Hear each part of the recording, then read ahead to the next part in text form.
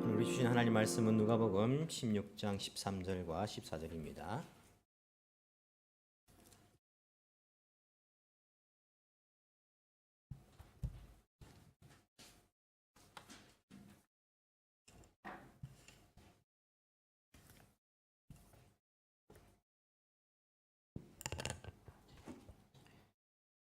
누가복음 16장 13절과 14절 말씀입니다.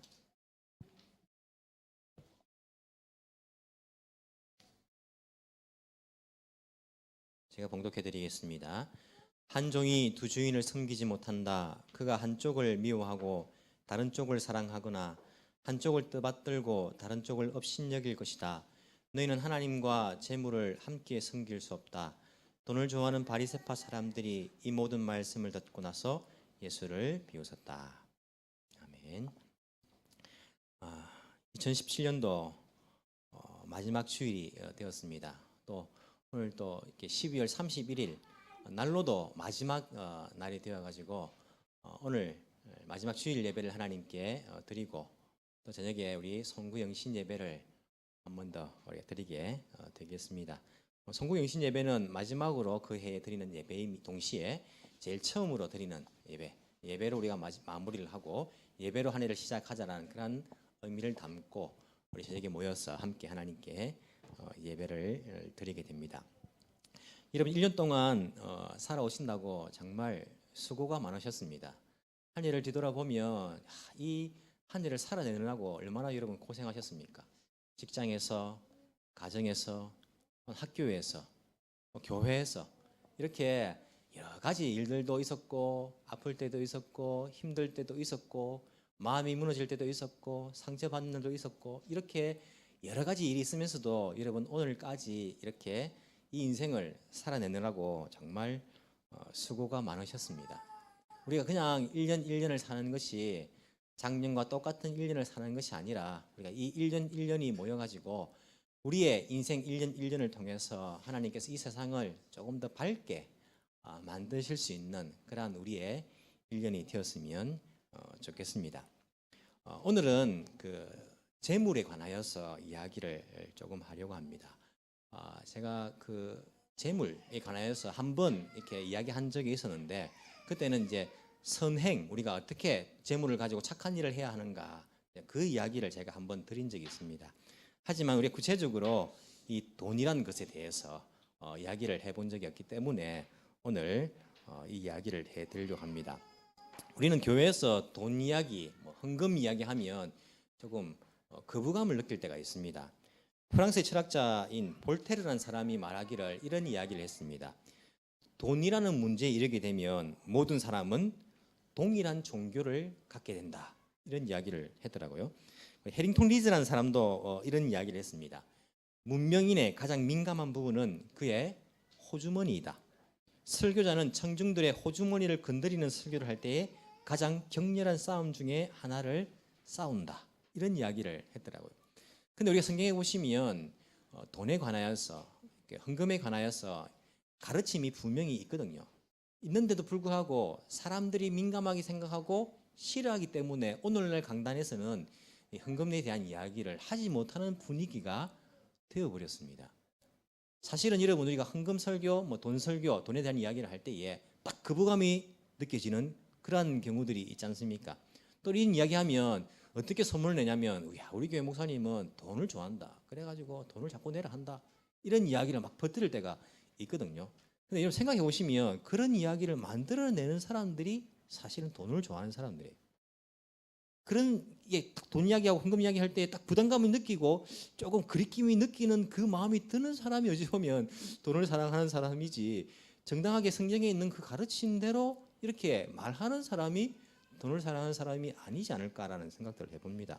제가 이 교회에 와가지고 한 번도 이런 이야기를 한 적이 없었기 때문에 한 번 정도는 이 해가 가기 전에 이런 그 가르침을 서로 나누는 것이 어떨까라는 생각을 했습니다. 그러니까 저를 두고 또 어디 가셔가지고 우리 교회 목사님은 돈을 너무 좋아해가지고 돈 내라 한다 이런 이야기 퍼뜨리지 마시기 바랍니다. 우리가 이게 단순한 돈에 대한 이야기가 아닙니다. 이것은 우리의 신앙에 관한 이야기고 영적인 전쟁입니다. 이런 자 보십시오. 오늘 본문에 한번 보십시오. 한 종이 두 주인을 섬기지 못한다라고 말합니다. 이 두 주인이 누굽니까? 이것은 하나님과 재물이다 이렇게 말합니다. 한쪽을 미워하고 다른 쪽을 사랑하거나 한쪽을 떠받들고 다른 쪽을 업신여길 것이지 두 가지를 다 섬기지를 못한다. 그렇게 이야기합니다. 그것이 바로 하나님과 재물이다.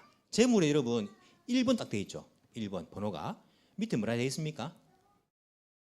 그 해가지고 맘몬 이렇게 되어 있습니다. 이런 맘몬 들어본 적 없습니까? 맘몬. 구약에 나오는 우상의 이름이 맘몬이지 않습니까? 맘몬. 여기서 말한 재물, 돈이라는 단어는 그 그리스어로 맘몬이라는 단어를 사용한다 이런 뜻입니다. 그리스어 성경을 보면요, 이 부분에 너희들은 하나님과 맘몬을 동시에 섬길 수 없다 이렇게 이야기합니다. 맘몬은 돈의 신입니다. 풍요의 신입니다. 그래서 지금도 우리 사람들이 섬기는 것이 바로 맘몬이다 이렇게 이야기하지 않습니까? 이것은 역사가 오래된 것입니다. 단순히 돈 관한 이야기가 아니라 이것은 물질적인 것이 아니라 거기에는 이 단어 속에는 인격적인 것이 들어져 있습니다. 사람을 조종하고 사람을 유혹하고 사람을 움직이는 어떤 그런 존재를 이야기합니다. 이 맘몬이라는 것은 이게 재물이란 뜻이고 돈의 신으로서 우리가 이야기되고 있는 부분인데 이 두 가지를 동시에 섬길 수가 없다. 이것이 예수님의 가르침입니다. 여러분 눈앞에 돈이 있고 하나님이 있습니다. 우리 예수님이 있습니다. 여러분 눈앞에 돈과 예수님이 있는데 여러분 둘 중에 하나를 선택을 해야 되는 것입니다. 여러분 무엇을 선택하시겠습니까? 돈을 선택하시겠습니까? 예수님을 선택하시겠습니까? 우리는 이런 이야기를 좋아합니다. 예수 믿으면서 부자 되면 안 됩니까? 예수 믿으면서 돈을 좀 이렇게 같이 돈도 좀 많으면 안 좋습니까? 우리는 이런 마음들을 가지고 있습니다. 이왕 예수 믿는 거 우리가 돈도 좀 많으면서 그럼 뭐 주의 일도 더 할 수 있고. 그래서 돈이라는 것과 예수 믿는 것, 예수님이라는 것을 동시에 우리가 가지려고 합니다. 동시에 손에 넣으려고 한다니까요. 우리가 부자가 되는 것은 부자가 되기 위해서 우리의 인생을 바쳐서 추구하는 것이 아니라 하나님께서 우리에게 되게 해주시면 되는 거고 되게 안 해주시면 안 되는 것입니다. 그런데 우리는 이게 두 가지를 동시에 가지려고 합니다. 성경 말씀을 흐려버립니다. 야, 예수 믿으면서도 하나님 선택하면서도 돈도 같이 있으면서 그렇게 하면 되지. 이게 두 가지가 대립되는 게 아니야. 같이 갈 수 있는 거잖아. 이런 이야기를 우리는 좋아합니다. 하지만 여러분 성경에 보시면요. 두 가지 중에 하나를 선택을 해야 됩니다. 두 가지를 동시에 섬길 수가 없다라고 말합니다. 제 말씀이 아니고 예수님의 말씀입니다. 성경에 나오는 말씀입니다. 한 개를 선택해서 섬기고 한 개를 업신여기거나 혹은 한쪽을 떠받들거나 그렇게 하고 한쪽을 사랑하거나 한쪽을 미워하는 것이지 두 가지 동시에 사랑할 수 없다는 겁니다. 야, 돈 좋은데 돈 사랑하는데 하면서 예수님도 사랑하지요. 이게 두 가지가 동시에 안 된다는 것입니다. 야, 내가 하나님도 예수님도 사랑하면서 그러면서 내가 또 돈도 내가 떠받들어야지. 이것도 안 된다는 것입니다. 우리가 이 두 가지 중에 한 가지를 선택을 해야 되는 문제입니다. 여러분 눈앞에 돈이 있고 하나님 예수님이 있습니다. 무엇을 선택하시겠습니까? 선택하십시오. 무엇을 선택하시겠습니까? 예, 이게 여러분 이 말씀이 예수 믿는 사람은 그러면 가난하게 살아야 됩니까? 이 이야기가 아닙니다. 무슨 이야기입니까? 우리의 가치의 이야기입니다. 가치관의 이야기입니다. 우리가 어디에 우선순위를 두고 살 것인가에 관한 이야기입니다. 우리는 오늘날 사람들이 돈을 너무 사랑하니까 자꾸 이 본질적인 문제를 흐려놓아 버렸습니다. 예수 믿는 사람들도요, 여러분 부자 되시기 바랍니다. 여러분 돈 많이 버시기 바랍니다. 이런 이야기들로 예수 믿으면서 돈 많이 버는 것, 돈 많이 모으는 것이 복을 받은 것이다 라고 우리가 그런 생각들을 할 때가 많습니다. 우리가 성경적인 가르침을 분명히 알아야 됩니다. 하나님과 재물이란 것을 동시에 섬길 수 없다. 이것이 바로 성경의 가르침입니다. 다른 거 뭐 예수 믿는 사람도 부자 될 수 있고 뭐 가난하게 될 수도 있고 다 될 수 있습니다. 될 수 있는데 다른 이야기들 본질을 흐리는 이야기는 다 뒤로 내버려 두고 그냥 여러분들이 눈앞에 돈과 우리 예수님이 있는데 어느 것을 하나를 선택해야 됩니다. 어느 것을 선택하시겠습니까? 이 이야기, 이 문제인 것을 지금 아셔야 됩니다. 여러분 교회에 문제가 발생한 것은 돈 때문에 문제가 발생합니다.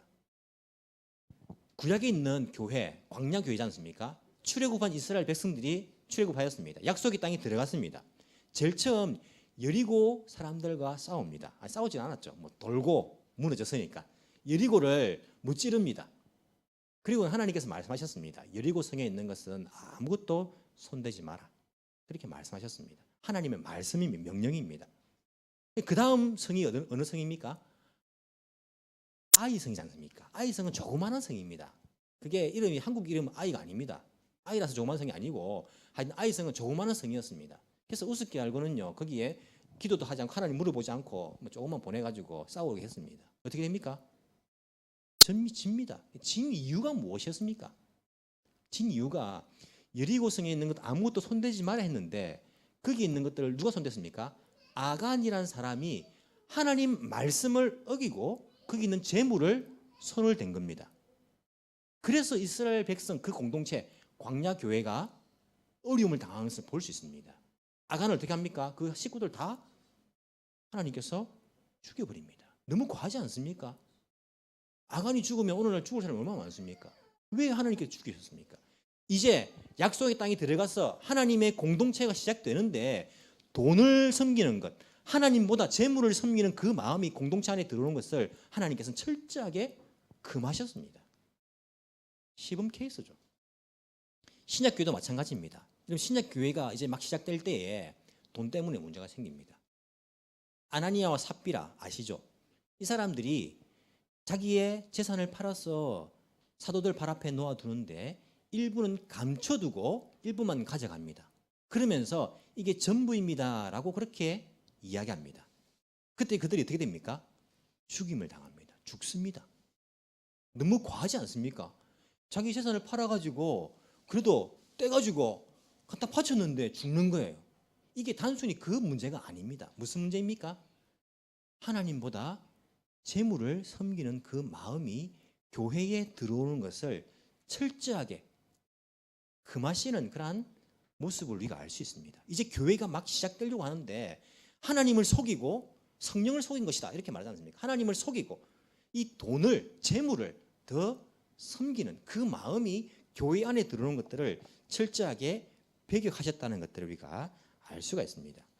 여러분 이 돈이라는 것이 재물이라는 것이 지금도 귀에만 있으면 성도들을 그 마음을 빼앗으려고 합니다. 얼마나 강력한지 모릅니다. 그 힘이 달콤한지 모릅니다. 그 맛이. 사도행전 8장에 보시면 시몬이라는 사람이 나옵니다. 사마리아 성 사람인데 이 사람의 원래 직업은 뭐냐면 마술사입니다. 마술사 시몬 이렇게 이야기하지 않습니까? 이 시몬이라는 사람이 빌립이라는 그 제자가 사마리아 성에 들어와서 전도를 할 때에 그 복음을 들었습니다. 듣고는 예수 믿게 되었습니다. 그리고는 세례도 받았습니다. 받고는 이 빌립을 따라다닙니다. 어디를 가든지 빌립 따라다니면서 제자처럼 그렇게 행동합니다. 예수 믿는 사람처럼 보이는 거죠. 그때에 예루살렘에서 사도들이 올라옵니다. 야, 사마리아 성에도 예수 믿는 사람들이 생겼다더라. 사도들이 올라와가지고 이들이 아직까지 성령을 받지 못했기 때문에 머리 위에 손을 얹고 안수하는데 사람들이 성령이 내린 겁니다. 그래서 눈에 보이는 현상으로 사람들이 누가 봐도 아는 거예요. 성령이 임하시는 것을. 이것을 마술사 시몬이 보았습니다. 뭐라 말합니까? 돈을 꺼냅니다. 그가 돈이 많았기 때문에 마술사로서 돈을 많이 벌었거든요. 돈을 꺼내가지고 사도들 발 앞에 둡니다. 내가 돈을 줄 테니까 나도 그 능력을 주십시오. 내가 손을 얹고 기도하는 사람마다 성령이 임하게 하십시오. 여러분 이게 얼마나 우리가 생각하기에 시몬의 마음이 기특합니까? 자기가 이익 보는 것도 아니고 성령을 다른 사람에게 임파테이션이라 합니까? 나눠주기 위해서 자기의 그 능력을 사모하면서 달라는 거지 않습니까? 돈을 주면서. 근데 베드로가 뭐랍니까? 야, 이 시몬아, 너는 너 돈과 함께 망할지어다. 저주를 퍼붓습니다. 성령의 능력을 돈으로 살 줄로 아느냐? 그렇게 아주 심하게 그 시몬을 다그치면서 저주하는 것을 볼 수 있습니다.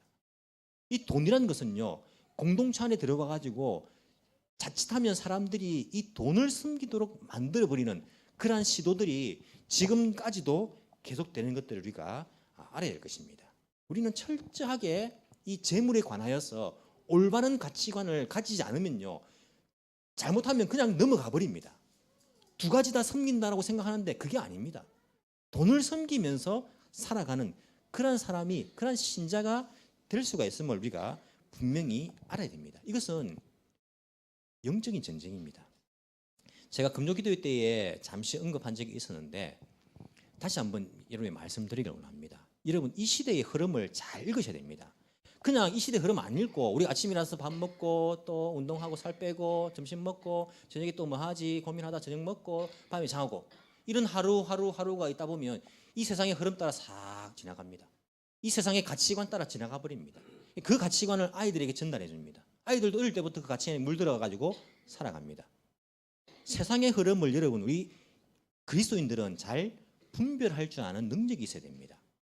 이 세상이 여러분 어떻게 될 것 같습니까? 이 세상이 지금 로봇가 발달하지 않습니까? AI 뭐 그렇게 이야기하는데 뭐 로봇가 발달, 인공지능이 발달하고 그렇게 발달합니다. 발달하는데 사람들은 걱정하는 사람도 있습니다. 야, 로봇한테 우리가 지배당하는 거 아닌가? 로봇과 사람과의 전쟁이 일어나는 거 아닌가라고 사람들은 생각합니다.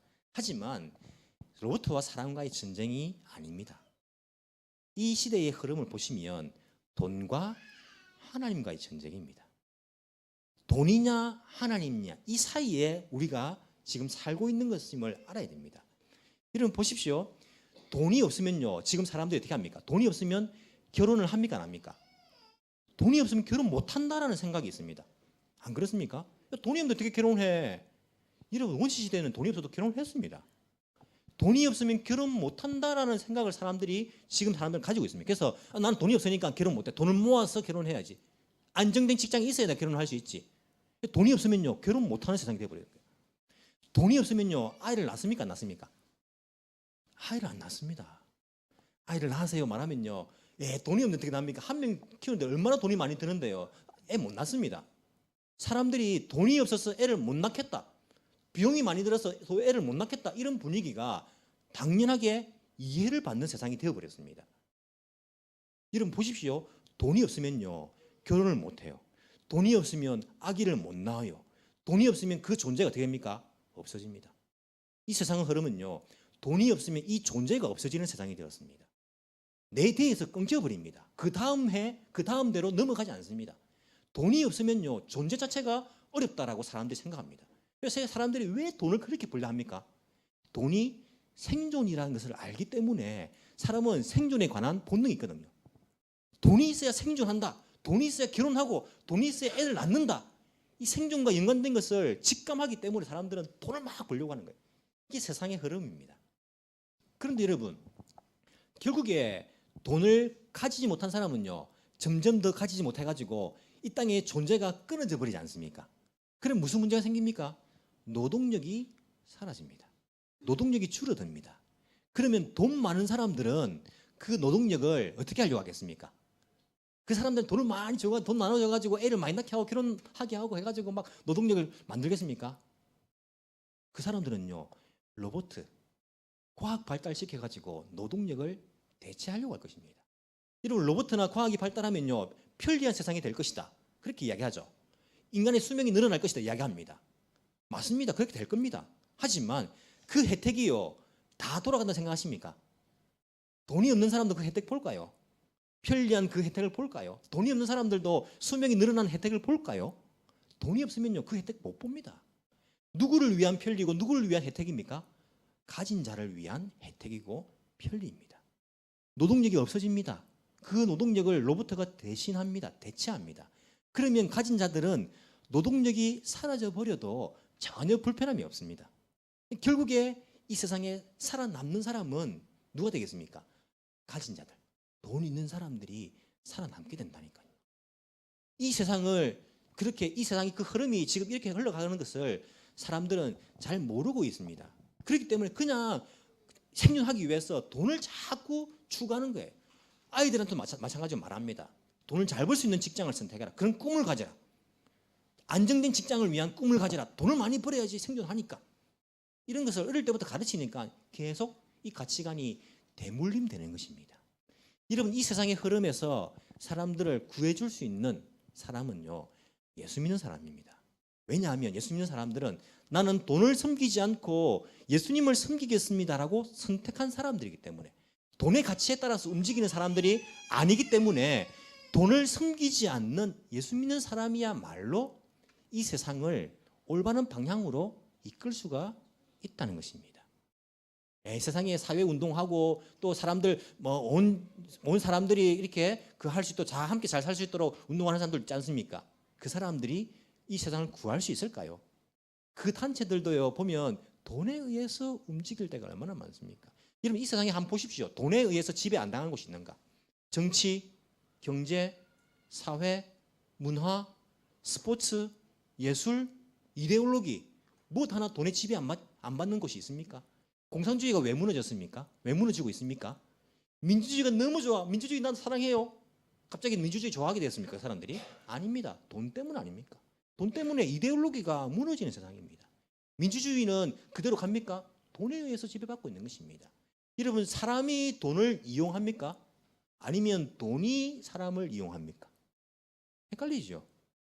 여러분들이 정말 돈을 이용하고 사용하고 살아가십니까? 아니면 돈에 의해서 여러분들이 이용당하고 살아가십니까?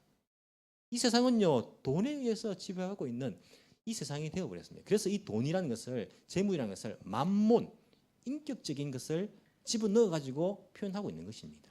이것이 사람들을 지배하게 되었습니다. 사람들을 움직이고 있는 그러한 세상인 것을 우리가 알 수 있습니다. 하나님께서는요 너희들이 이 땅에 충만해라 번성해라 이것이 하나님의 말씀입니다. 근데 이 세상은요 돈에 의해서 번성하지 않습니다. 충만하지 않습니다. 돈에 의해서 지배받지 않는 올바른 신앙을 가진 예수 믿는 사람들이 이 세상을 구할 수 있다. 이 세상을 좀 더 밝힐 수 있다. 우리가 기억하면서 우리가 하나님이냐 돈이냐 이 사이에서 우리가 심각하게 선택하는 일들, 심각하게 고민하는 일들이 필요할 것입니다. 하지만 교회도 이런 돈 중심적인 생각이 들어오기 시작하였습니다. 아니 이미 들어온 역사가 깊습니다. 돈이 이제 교회 안에서도 섬김을 받는 그런 세상 가운데 우리가 살아간다라고 생각할 수 있습니다. 여러분 극단적으로 들릴지 모르겠지만은 때로는 우리의 신앙을요 극단 속에 넣어보는 것이 필요합니다. 여러분 신앙이 중요합니까? 아니면 직장이 중요합니까? 왜 그렇게 극단적으로 물어보십니까? 직장, 식당 다 중요한 거 아닙니까? 그냥 극단적으로 우리가 한번 나 자신을 넣어볼 때가 필요하다니까요. 신앙이 중요합니까? 직장이 중요합니까? 하나님이 우선입니까? 학교가 우선입니까? 신앙이 중요합니까? 먹고 사는 것이 중요합니까? 신앙이 중요합니까? 내 육신의 목숨이 중요합니까? 우리는 신앙생활을 너무 가볍게 생각해서는 안 됩니다. 이것은 전 세상과의 싸움입니다. 우리가 신앙생활을 한다는 것은 예수 믿는다는 것은 세상을 향하여서 우리가 싸우겠다는 그러한 의지입니다. 이것은 결코 가벼운 것이 아닙니다. 예수 믿는 것이 무엇입니까? 예수님을 선택한 것이 무엇입니까? 이것이 예수님 믿는 것이 세상의 가치관을 그대로 가진 채로 내가 예수 믿겠다 이게 아닙니다. 세상의 가치관을 내가 이전에는 따라갔으나 그것을 다 버리고 내가 예수님께로 옮겨 타겠다. 하나님 나라로 들어가겠다. 하나님의 나라의 백성이 되겠다. 이것입니다. 세상의 가치관을 그대로 가진 채 돈을 여전히 사랑한 채 내가 예수님 믿겠다. 이것은 있을 수가 없습니다. 그게 예수 믿는 거 아닙니다. 예수 믿으면 구원받습니다. 이 문장을 아는 것이지 그 가치관을 가진 채 살아간다면 예수 진정 믿는 것이다라고 말할 수가 없을 것입니다. 그럼 이런 의문이 생깁니다. 예수 믿는 사람들은 뭐 먹고 삽니까? 예수 믿는 사람들은 굶어 죽으란 말입니까? 오늘 본문의 말씀하고 똑같은 말씀이 마태복음 6장 24절에 나옵니다. 너희들이 두 주를 섬길 수 없다. 이 말씀이 마태복음 6장 24절에 나옵니다. 그러면 믿는 사람들은 하나님을 선택했는데 재물도 선택 못하고 굶어 죽으란 말입니까? 이렇게 반문할지 몰라가지고 마태복음 6장 24절 이하에 보면 그런 이야기합니다. 무슨 이야기합니까? 너희들 무엇을 먹을지 무엇을 마실지 무엇을 입을지 걱정하지 마라. 공중에 나는 새를 보아라. 들에 피는 들풀을 봐라. 누가 먹이고 입히느냐? 너희들 하나님께서 너희들에게 필요한 것 다 아시고 채워주신다. 이것이 바로 우리의 해답입니다. 하나님께서 우리들을 책임져 주십니다. 우리가 하나님 일하면요 하나님께서 우리 일 하십니다. 이게 성경의 약속입니다. 우리가 재물 아니고 하나님 선택했습니다 하면요 하나님께서 우리에게 필요한 모든 것들을 공급해 주신다라고 약속하신 것이 성경의 약속인 것을 우리가 알 수 있습니다. 결국 하나님께서 우리를 살게 하시는 것이지 재물이 우리를 살게 하는 것 결코 아닙니다. 우리 믿는 사람들은 뭐 먹고 삽니다. 그런 말 하지 마십시오. 우리 믿는 사람들은 그러면 뭐 입고 삽니까? 그런 말씀 하지 마십시오. 하나님께서 책임지십니다. 여러분들이 하나님을 선택했다면, 나는 돈을 의지하지 않고 하나님을 의지하겠습니다라고 선택했다면, 하나님 내가 책임질게. 이게 하나님의 약속의 말씀입니다. 그것까지 믿는 것이 우리가 하나님을 선택한 사람들의 신앙이라고 이야기할 수가 있을 것입니다. 여러분, 우리가 하나님을 섬깁니다. 하나님을 선택합니다. 라는 그런 고백으로서 한 가지 실천하는 것 중에 한 가지 뭐냐면 바로 헌금 생활입니다. 헌금이 뭡니까? 헌금은 감사의 표현입니다. 헌금은 또 우리가 헌금을 통해서 또 뭐 이렇게 교회도 운영하기도 하고 뭐 전도하기도 하고 뭐 그렇게 뭐 쓰기도 합니다. 하는데 헌금의 가장 기본이 되는 것은 나는 돈을 의지하지 않고 하나님을 의지합니다. 나는 하나님을 선택했습니다라는 그런 신앙의 고백 중에 하나가 바로 헌금 생활인 것을 우리가 알 수 있습니다. 그럼 헌금 생활 잘한다고 다 신앙 좋은 겁니까? 헌금 잘한다고 신앙 다 좋은 것은 아니지만은 헌금 생활 제대로 안 하는 사람 치고 신앙 좋은 사람은요 잘 없습니다. 보십시오. 헌금은 우리가 나는 하나님을 선택하며 살아갑니다. 이런 표현인 것을 알아야 될 것입니다. 제가 어제 한 해 동안 이제 헌금한 거 이렇게 정리 막 이렇게 표를 만들면서 딱 본 거예요. 우리 집에 딸 중에 한 명이 제가 용돈을 매달 주는데 5월 달부터 11조를 하는 거예요. 제가 이제 밤 12시에 집에 갔다 왔습니까? 안 자고 있더라고요. 가가지고 제가 얼굴에 인상을 쓰면서 이야기했습니다. 야, 너희들, 딸들보다 다 이야기했습니다.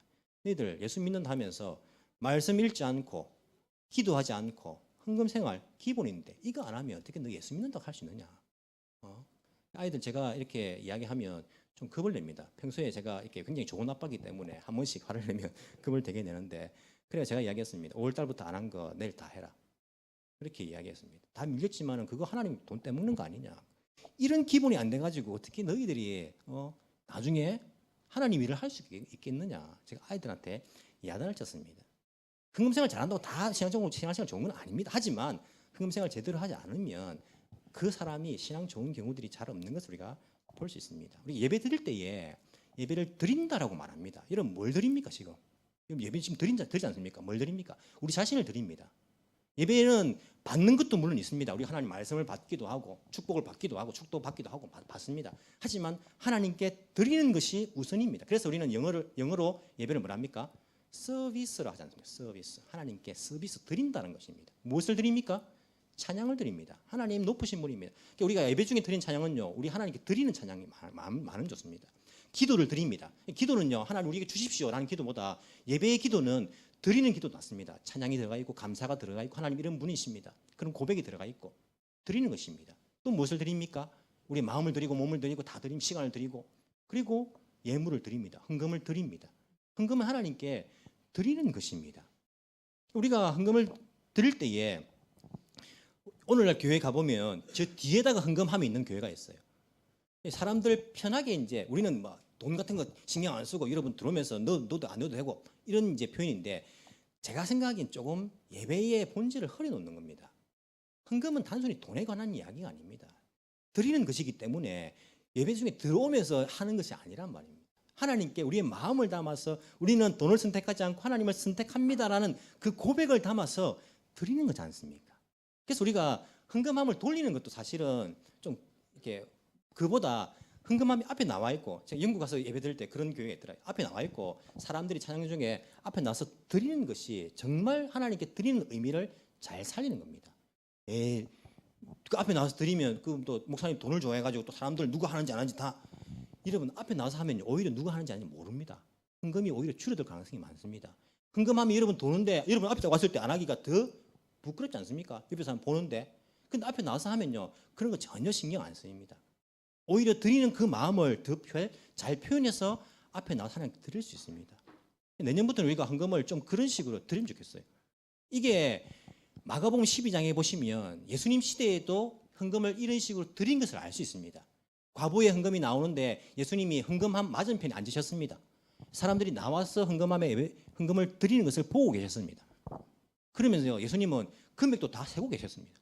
금액 보시는 거 아닌데 금액 다 세고 계시면서 과부가 2 렛돈을 넣는 거 보시고는 말씀하시기를 저 과부가 제일 많은 것을 드린 사람이다. 왜냐하면 그는 돈을 의지하기보다 하나님을 의지하겠습니다. 하나님을 선택하는 그 결단을 하나님께 드렸기 때문에 우리가 조금 드리는 마음을 가지고 하나님께 드리는 것이 필요합니다. 제가 신학대원 다닐 때에 저도 되게 반항적인 신학생이었거든요. 딱 보면 그래 보이지 않습니까? 반항적으로.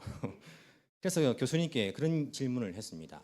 무슨 질문을 했냐면 교수님 신약 성경에 보면 11조 해라는 말이 안 나오는데 11조 우리가 해야 됩니까? 성경적으로. 이렇게 여쭤봤습니다. 되게 반항적이지 않습니까? 교수님께 그 신학생이 그렇게 물어보니까 교수님께 뭐라고 대답을 하셨냐 하면 11조를 안 하려고 하면 모든 것을 다 드려라. 하나님 것이니까. 이렇게 말씀을 하시더라고요. 그러면서 사도행전 4장에 보니까 초대교회 신약 시대에 그들의 헌금 생활이 나와 있더라고요. 어떻게 나와 있습니까? 사도행전 4장 32절 37절 보시면 믿는 무리가 한 마음과 한 뜻이 되어 모든 물건을 서로 통용하고 네 것 내 것 없었다는 것입니다. 자기 재물을 조금이라도 자기 것이라 하는 이가 하나도 없더라. 야 이거 내 거야 이런 사람이 아무도 없었다는 것입니다. 사도들이 큰 권능으로 주 예수의 부활을 증언하니 무리가 큰 은혜를 받아 그 중에 가난한 사람이 없으니 아무도 가난한 사람이 없었습니다. 이는 밭과 집 있는 자는 팔아 그 판 것의 값을 가져다가 사도들의 발 앞에 두매 그들이 각 사람의 필요를 따라 나누어 줌이라. 그렇게 이야기합니다. 구불에서 난 레위족 사람이 있으니 이름은 요셉이라. 사도들이 그러 바나바라 하니 그가 밭이 있음에 팔아 그 값을 가지고 사도들의 발 앞에 두니라. 초대교회 보니까 자기의 소유를 자기 것이라 말하는 사람 없고 교인들 가운데에 가난한 사람이 한 명도 없어졌는데 왜 없어졌냐면 이런 초대교회 때에 노예들 종들이 얼마나 많았습니까? 아무리 힘든 사람들이 예수 잘 믿거든요. 이 땅에 소망이 없기 때문에. 근데 그 초대교회는요 가난한 사람이 한 명도 없었습니다. 부자들만 교회 다녔습니까? 아닙니다. 그들이 필요를 따라 가난한 사람들의 필요를 채워줬기 때문에 없었다는 것입니다. 그들은 자기 것을 내 것이라 하는 사람이 아무도 없었습니다. 하나님 것입니다. 하나님을 선택했기 때문에. 이런 이야기하면 야, 이 목사님 또 우리 전 재산 다 내놔라 한다. 그런 이야기가 아닙니다. 자꾸 오해하시려고 하지 마시기 바랍니다. 우리가 하나님을 선택하느냐 재물을 선택하느냐 우리의 가치관의 문제이고 우선순위의 문제이고 우리의 인생의 목표 인생의 방향의 문제인 것을 여러분들이 반드시 기억하시기 바랍니다. 돈을 사랑하는 마음에서 모든 악이 나옵니다. 디모데전서 6장 보시면 그런 이야기합니다. 그러나 6장 10절에 보시면 돈을 사랑하는 것이 모든 악의 뿌리입니다. 여러분 돈을 사랑합니까? 사랑하지 않습니까? 돈을 사랑하는 것이 모든 악의 뿌리입니다. 돈을 줬다가 믿음에서 떠나 헤매기도 하고 사람들이요 돈을 좋아하면 사랑하면 믿음에서 떠나는 그런 경우들이 있습니다. 많은 고통을 겪기도 한 사람이 들어 있습니다. 왜? 돈을 사랑하다가. 그 앞에 구절에 보니까 이런 말씀이 나옵니다. 부자가 되기를 원하는 사람은 이런 부자가 되고 싶습니까? 안 되고 싶습니까? 부자가 되기를 원하는 사람은 제 말씀이 아니고 성경 말씀입니다. 부자가 되기를 원하는 사람은 유혹과 올무와 여러 가지 어리석고도 해로운 욕심에 떨어집니다. 이런 것들은 사람을 파멸과 멸망에 빠뜨립니다. 여러분 부자가 되고 싶은 것 이게 왜 죄입니까? 그렇게 말씀하시는데 성경에는요 부자가 되고 싶은 사람은 온갖 유혹과 파멸과 멸망에 빠뜨릴 수 있는 큰 위험에 빠진답니다. 이런 부자가 되고 싶다라고 말씀하시면 성경적으로 안 됩니다. 그냥 나는 하나님을 선택했는데 하나님이 나로 부자가 되게 하시면 내가 부자가 되어서 그거 가지고 하나님을 위해서 쓰고 부자가 되게 안 하시면 그뿐이고 나의 최선을 다해서 주를 섬기고 이런 마음이지 야 부자가 되고 싶다 이 마음에서부터 모든 유혹과 모든 죄악이 시작되는 것임을 우리가 기억을 해야 됩니다. 이 땅에 살면서 부자로서의 삶을 여러분들이 간절히 소망하지 마시기 바랍니다. 하나님을 바라보시면서 하나님만 소망하시기 바랍니다.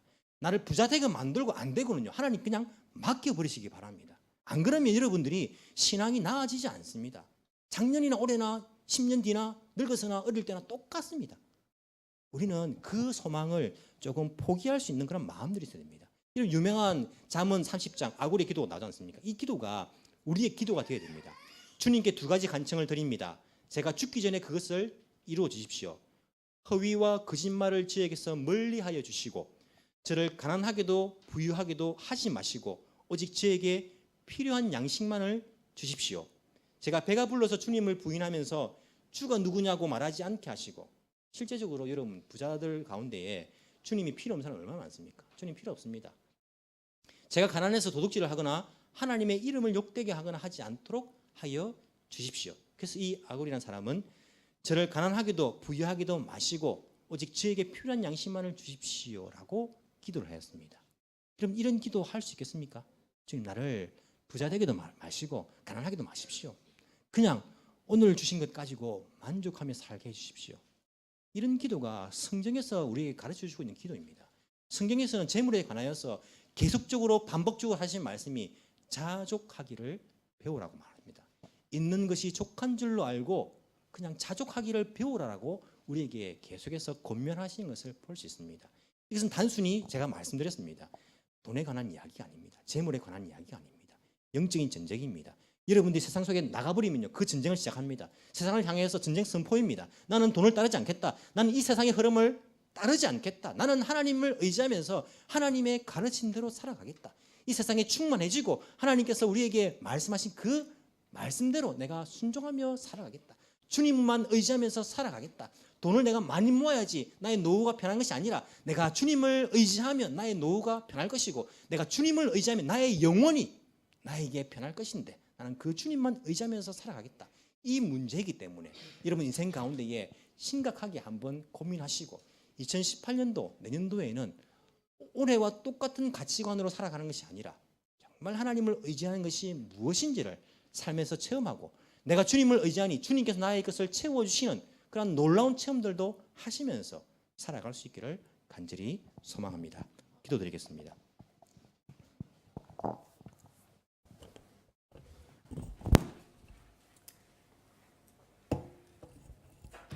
사랑이 많으신 하나님 아버지, 감사합니다. 우리를 위해서 아낌없이 아들 예수 그리스도를 이 땅에 보내주신 것 너무나 감사드립니다.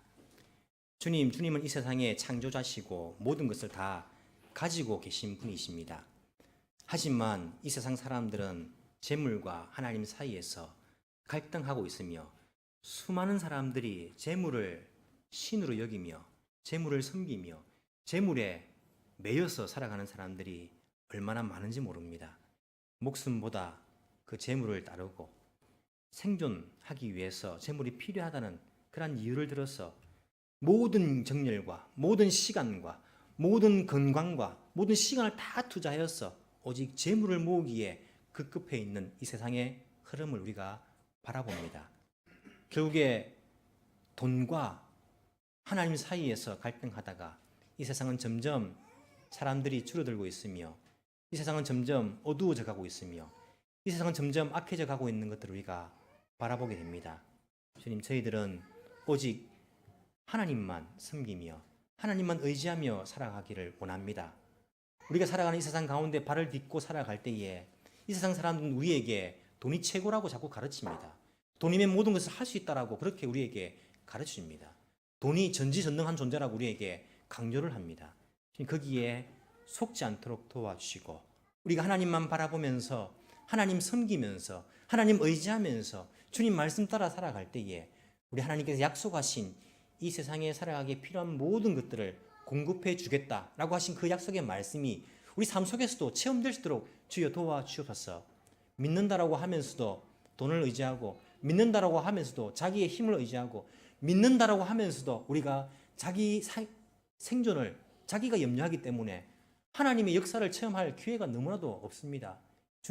주님의 말씀에 우리가 도전할 수 있도록 도와주시고, 주님 말씀 가지고 이 세상에 도전할 수 있도록 도와주시고, 주님 말씀 순종하면서 하나님 말씀이 사실인 것을 우리 삶 속에 체험할 수 있는 그러한 결단과 각오들을 우리에게 허락하여 주옵소서.